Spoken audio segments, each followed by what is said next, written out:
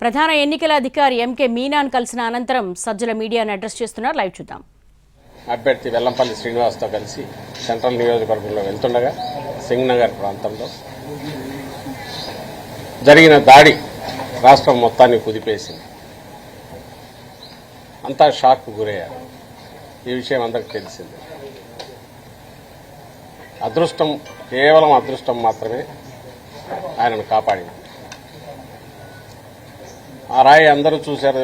రాయో అలాంటి ఆబ్జెక్ట్ ఏది తగిలిన చోట స్పాట్ కరెక్ట్ ఎడమ కన్నుకు పైన, కొంచెం కింద తగిలిన కన్ను ప్రమాదానికి పోయేది, కన్ను పోయే అవకాశం ఉండేది. అలాగే కొంచెం వెనక పక్కన కణితికి తగిలి ఉంటే,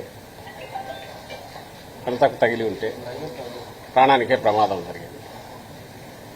ఇలాంటి దుర్ఘటన, షాకింగ్ ఘటన అది ఎక్కడ జరిగినా దేశమంతా కూడా ఖండించింది. ప్రధానమంత్రి గారితో సహా ముఖ్యమంత్రులు, సీనియర్ నాయకులు అందరూ ఖండించారు. త్వరగా కోరుకోవాలని ఆకాంక్షించారు. కానీ ఇంకో పక్క ఇక్కడ ప్రతిపక్షంలో ఉన్న తెలుగుదేశం పార్టీ అధ్యక్షుడు చంద్రబాబు నాయుడు గారు కూడా ఖండించారు. కానీ ఆయన ఖండన ఒకవైపు ఉండగానే ఇంకో పక్క ఆ పార్టీ అధికారికంగా, ఆ పార్టీ సీనియర్ నాయకులు, ఇంక్లూడింగ్ చంద్రబాబు నాయుడు గారి కుమారుడు, ఆ పార్టీ జాతీయ జనరల్ సెక్రటరీగా ఉన్న లోకేష్, ఆయనతో సహా ఈ సంఘటనను మొత్తం ఒక డ్రామాగా, జరిగిన దుర్ఘటన ఏదైతే ఉందో ఇది జగన్మోహన్ రెడ్డి గారు తనంతట ఆడించుకునే డ్రామాగా హేళన చేయడం, అబ్యూజ్ చేయడం, కోడికత్తి 2.0 అనడం, అసలు వీళ్ళు రాక్షసులా అనే రకంగా, మనుషుల రాక్షసుల అనే రకంగా ప్రవర్తించడం హేయమైన విషయం. అది ఇంకా కంటిన్యూ అవుతుంది. ఎన్నికల నేపథ్యం, ఎన్నికల కమిషన్ ఇప్పుడు మొత్తంగా ఎన్నికల కమిషన్ ఆధీనంలోనే అన్ని వ్యవహారాలు నడుస్తున్నాయి.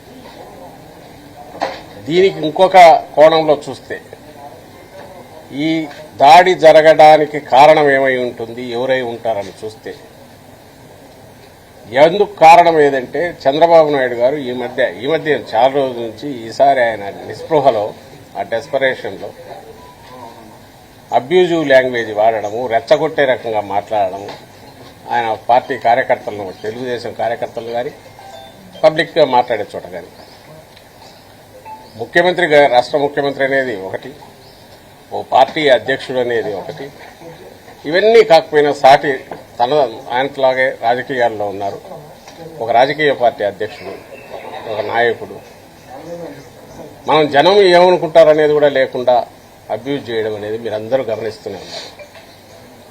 బహుశా ఇడుపులపాయలో మొదలైన బస్సు యాత్ర ఈరోజు ఇటువైపు రావడం మొదలు పెట్టాక ఇక్కడ ఇంకా జనం ప్రపంచంలాగా రావడం, ఎక్కడ రాత్రి లేటు బాగా 10-11 అయినా కూడా ఇంకా జనం అలాగే ఉండడం, వస్తున్న రెస్పాన్స్ జగన్మోహన్ రెడ్డి గారు చూశారు. తట్టుకోలేకను ఏదో కానీ రెచ్చగొట్టే వ్యాఖ్యలు ఎక్కువ చేశారు. నిన్నటి దాంట్లో కూడా నిన్ననే అనుకుంటా, మొన్ననే ఈ ప్రాంతంలో ఎక్కడో మాట్లాడినట్టున్నారు. సరిగ్గా ఏమన్నారంటే, రాయి, ప్రతి ఒక్కరు ఒక రాయి తీసుకోండి, ఈ దున్నపోతును ఓడించడానికి ఇచ్చేయండి, కొట్టడానికి ఫ్యాన్ అనేది లేకుండా చేయండి, ఆ బాధ్యత మీది, మీరుండండి, తెలుగుదేశం పార్టీ మీతో ఉంటుంది పక్కన, మీరు కన్నెర్ర చేయండి, జగన్మోహన్ రెడ్డిని మసి చేయండి. ఇది ఎవరైనా రాజకీయాల్లో ఎప్పుడన్నా విన్నామా ఇలాంటి లాంగ్వేజ్ వాడడం?